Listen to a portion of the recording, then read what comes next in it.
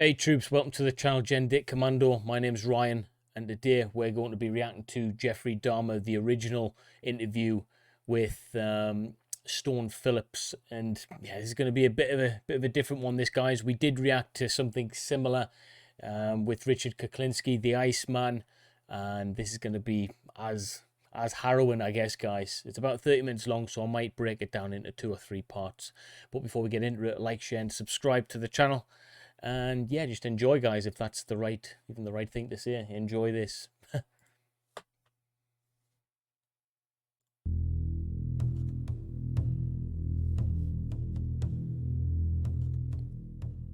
took my mother's oldest grandchild from her, and for that I can never forgive you. I hope you can deal with what you've done. Jeffrey, I hate you! One after another, the relatives of his victims poured out the pain and grief they had suffered at the hands of Jeffrey Dahmer.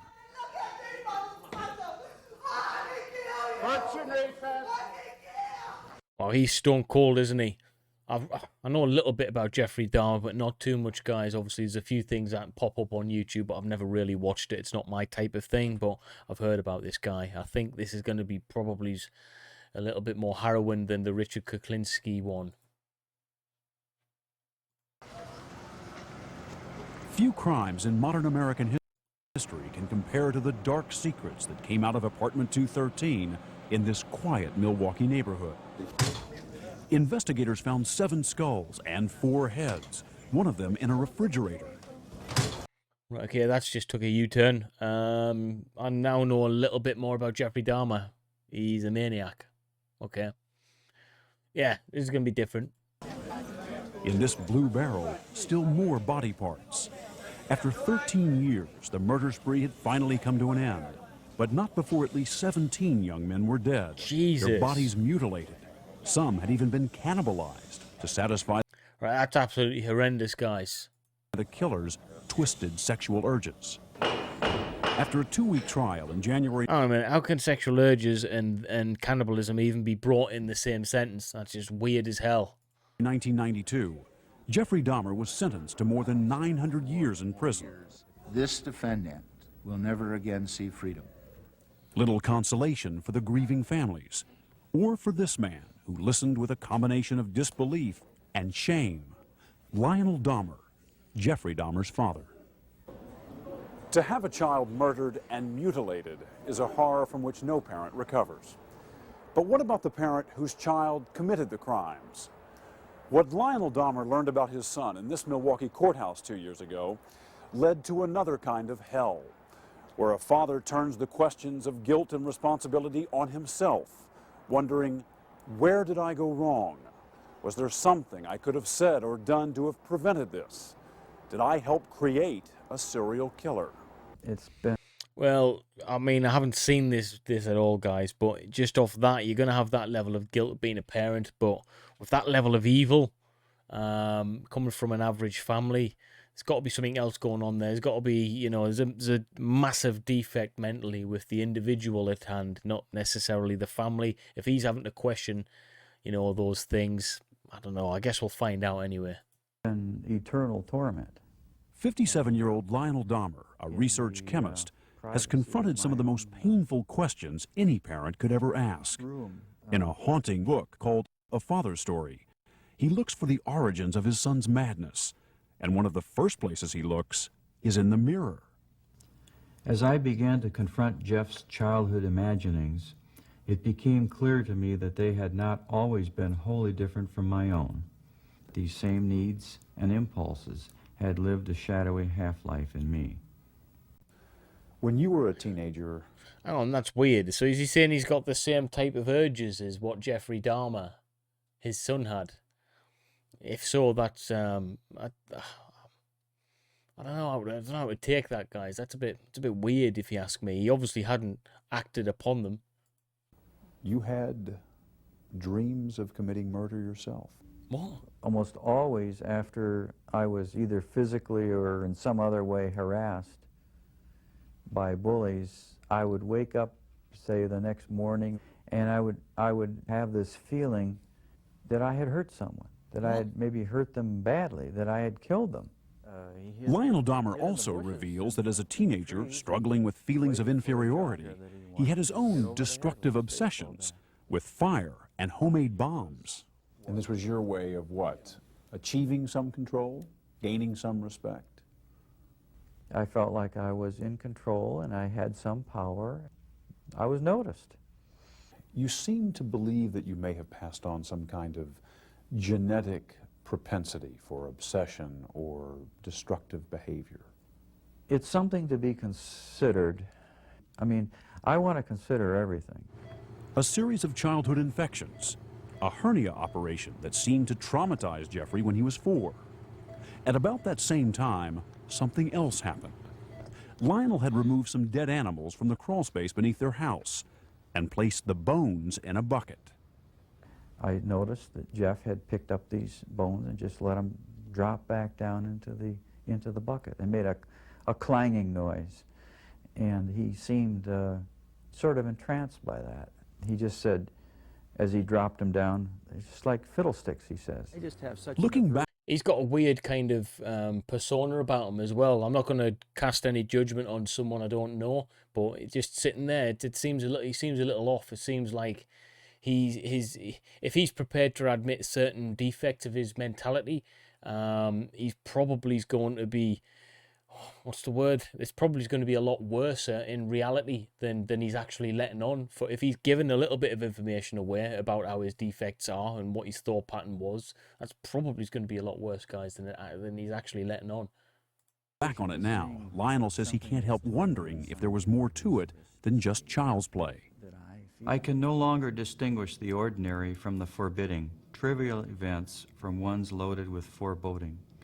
When he was 4 and pointed to his belly button and asked what would happen if someone cut it out, was that merely an ordinary question from a child who had begun to explore his own body, or was it a sign of something morbid already growing in his mind?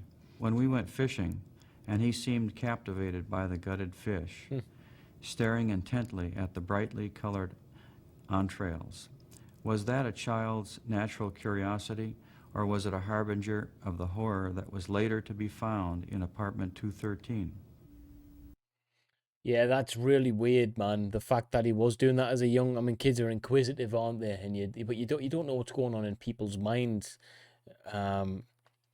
I think like I said, I'll stick with what I said before. It's a mental defect with this guy from birth. Whether or not it was induced by something medicinal or what in the pregnancy or a genetic, passing on a genetic kind of disposition for this, I don't know. What was he like as a young boy? Wonderful. I thought he was wonderful. Jeffrey's mother, Joyce, He was fun. We did all of the normal things that people do. If I'd seen something that Right, was not only a highly efficient... I've just fast forwarded by mistake there. Sorry, guys. So people do, she looks. if I'd seen let's- something that You don't think she looks a little bit dead behind the eyes there? I think she looks dead behind those eyes, guys. Family life has a lot to do with how people are brought, how you're brought up has a lot to do how you're gonna be in life. You know, she seems a bit dead behind the eyes. Let me know in the comments what you think. had been a clue of any kind, I'd like to think that I would have done something about it immediately. No, there wasn't anything unusual about Jeff. But according to Lionel, by the time Jeffrey entered this elementary school in Doylestown, Ohio, he was no longer the buoyant child his parents once knew. Jeff's first grade teacher described him as inordinately shy, said that he stayed away from all the kids out here on the playground and seemed to be profoundly unhappy. Shouldn't that have set off some kind of alarm? We visited the teacher, and we became very concerned, as she did. But I thought it was just shyness, as I had gone through when I was a youngster in school. But what for you had been shyness, for him was becoming near total isolation. That's right. In retrospect, that's very true. As Jeffrey entered adolescence, he became even more withdrawn. Lionel and Joyce were fighting, at times so violently, he says knives were drawn. Whoa. Their strained marriage was beginning to crack. There were Right, we're getting an insight into what was going on in his family life here, guys. And obviously, if there's violence to that level with knives and stuff, and that young kid is viewing this on a daily basis or whatever, it's going to have an absolute profound effect on that individual. He's going to be learning hate. And if he's got a genetic disposition for, I don't know, psychopathy or sociopathy, then you're gonna, you're adding fuel to the fire, so to speak. You're adding fuel to the flame, and that's the sad part of this. Psychopaths can be pushed into the right direction with love and nurture and kindness and a decent, stable family background. But if you've got violence and you're adding that to the mix, then you're almost, the child is almost doomed, really. There's nothing you can do to help that. And that's the sadness of all of this, because the atrocities 20, 30 years later meant that people lost their lives as a result of violence in the home and a genetic disposition towards probably psychopathy. times when he heard the shouting and he went outside and just left the house. I learned later that he was slapping the trees with branches and sticks, and I guess apparently out of frustration. When you think back on those times, the arguments and the possible effect, It makes does it cause you anguish? It makes me sick. It really makes me sick that we didn't have a more Ozzie and Harriet type family. Well, he doesn't. I'll feel that way to my death. He doesn't look like he's saying that with any emotion, does he? So I think a lot of this character that he's shown is we're getting a little bit of a glimpse into the makeup of Jeffrey Dahmer himself, and yeah, I think there's nothing there. I think there's a lack of emotion there. Seems like there's a lack of empathy. He's saying some of the right things, but his emotions aren't speaking the same language, if that makes sense. In his endless second-guessing about the upbringing of his child, there is one last agonizing possibility that haunts Lionel Dahmer. That the drugs he says were prescribed for his wife when she was pregnant with Jeffrey might have harmed him. Lionel remembers a very difficult pregnancy. Her jaw would go sideways and lock, and her eyes would bulge. And I know it sort of sounds like epilepsy. It does sound like a type of seizure fit, of some kind. Right. But it was not diagnosed as that. The doctor did not say that that's what it was. He did not know what it was. A doctor would usually have to intervene, giving Joyce injections of barbiturates and morphine, which would finally relax her. While current medical literature says barbiturates taken during pregnancy can cause fetal damage, at Jeffrey's trial, experts said it was impossible to link his criminal behavior to the prescription drugs his mother may have taken during her pregnancy. And tests showed no brain or genetic abnormalities. When we asked Joyce about her pregnancy, she disputed much of what Lionel said had happened and told us she doesn't know why he continues to raise questions about it, unless it's to blame her. There were no seizures. I can't imagine where that comes from. It isn't true. I don't...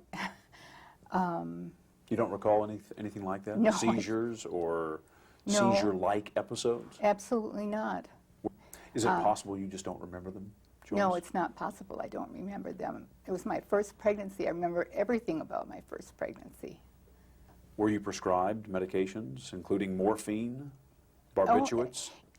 I don't know what medications were prescribed, and I had a doctor, a physician. I took the medicine that was prescribed for me, and for the most part I was healthy. There was nothing that was out of the ordinary. There's something, I can't put my finger on it, guys, but there's something not right with her, and there's something not right with him. There's something not right with Jeffrey. There's a similarity between all of them. They all seem dead behind the eyes. They all seem emotionless. They're all saying things. They're all kind of blaming each other. There was violence there. They're all acting quite calm and nice, but they do atrocities. Oh, there's something not right with the whole family, if you ask me. As far as my pregnancy was concerned, except that... In the end, she, like Lionel, has no answers, only questions. Jeff was raised with all the love and care and concern. that any child could be raised with, and what happened to him, I don't know. I wish I knew. I'd give anything to know. I asked the universe, why would this be allowed to happen? I don't have an answer for that. You don't have any answers, do you? No. No, I don't. What do you see when you look at Jeff's face? I guess the parent, naive parent in me still says I see an innocent, shy child, a defenseless, vulnerable child who I wish I could help now. Mm. But he's a monster, though. Like, he's an absolute monster, isn't he? So he's not any of that.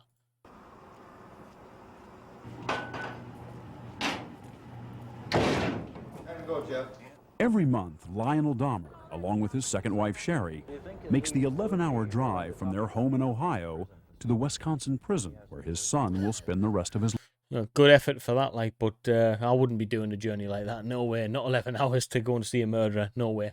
Not happening. Except for the guard towers, you wouldn't really see right away that it is a prison. Though father and son have spent many hours together during these regular visits at the prison, incredibly, they've never talked about the horrific crimes that have made the name Dahmer so infamous. They've never talked about Jeffrey's childhood, or the many questions Lionel has had about why Jeffrey did what he did. Until now.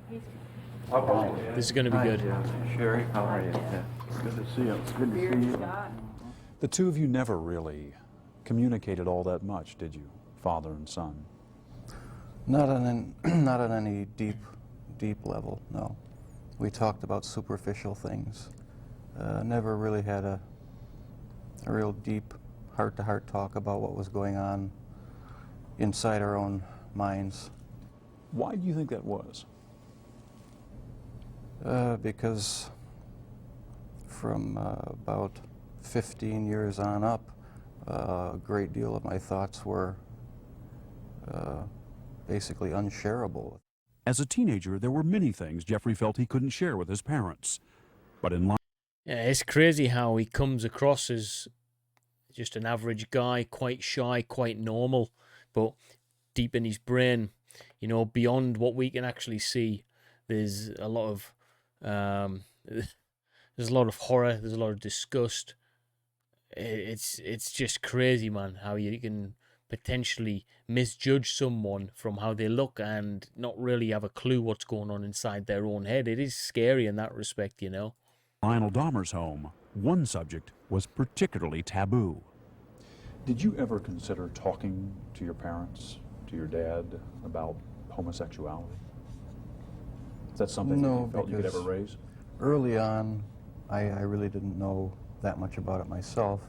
All I knew was that it was something that was to be kept hush-hush, not talked about, not even thought about. So I just kept it all within me and never talked about sexual issues at all, really, with anybody. If Jeff had come to you and said, "Dad, I'm a homosexual," how would you have reacted? I think I would have started in on a program to try to change his thinking. So you would not have been accepting? No, no. Do you believe to this day that he is, as a homosexual, living in a state of sin? If you believe the inspired word of God, which I do, that is sin. It's repugnant to God. Do you think Jeff was ashamed of his homosexuality? I think so. Well, you would be if that's the family you've grew up in with that type of thought process. You'd be petrified to mention anything of it, wouldn't you? And I guess there's families all over the world have that same type of problem where religion has that kind of effect on decision making, on thought processes, on how you interact with your family members and stuff, just because of a religious ideology. You know, it's a shame that families actually have to live like that. Certainly hid it from you. Mm-hmm. He sure did. Do you think if you had been able to talk about that in a more open way, that it would have helped? Talking about it, I don't think would have made that much difference, because like I said, there were things going on in my head that I would have never opened up and talked about with anybody. Jeffrey's secret homosexuality was only one force that drove him into his own world. His parents' incessant fighting was another. It was unnerving, depressing, made me angry sometimes. I'd leave the house, go out in the woods and sulk, brooding, you know, wondering why they had to have such a rough relationship. Your dad says that somewhere around the age of 6, he thought that you began to change, that you began to withdraw, that you became much more shy. Oh yeah, that's the time I really remember noticing that things weren't quite right. So it wasn't so Strange that at such a young age he could acknowledge that things weren't as they should be. That's scary, man. At 6 or 7, 8 years old, that he was on that different wavelength. There's damage being done there, and I think the dad there has a good point about potential drugs that were issued to the mother, and she was taken, you know, has caused some kind of damage there, because that's not normal thinking, troops. That's not normal at all. That's not. I mean, even nurture and a lack of it isn't going to have as profound an effect on your thought pattern as that. That's got to be something else going on there. That's an imbalancement, and a massive one of that. But you know what? I think we're going to leave the rest of that interview for a part 2, because we're about 15 minutes through that there. I think we're only just starting to get into the nitty-gritty bits of the interview, which I'm looking forward to actually getting into the mind and understanding a little bit more about this guy, Jeffrey Dahmer.